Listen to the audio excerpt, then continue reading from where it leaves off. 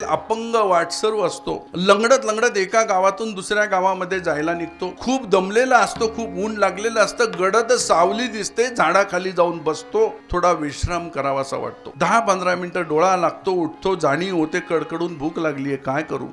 वर पाहतो तर झाड आंब्याचं असतं, सुंदर पाड लागलेला आंबा दृष्टीस पडतो आणि मनामधून दुःखी होतो.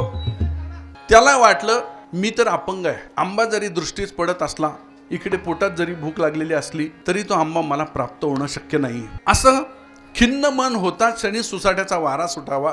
वारा सुटला आणि आंबा पडला आणि नेमका हा पहुडला होता, त्याच्या शेजारी हातापर्यंत आंबा येऊन पडला. हाताने आंबा उचलला, उठून बसला, आंबा प्राशन केला.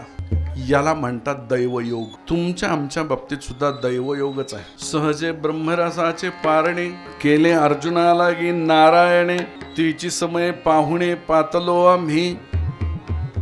भगवद्गीता रूपी अमृत, हे अमृत पान भगवंताने आपल्या प्रिय शिष्य अर्जुनासाठी करवलं, परंतु त्याचं अमृत पान अर्जुनाच्या योगे आपल्याला सुद्धा करता आलं.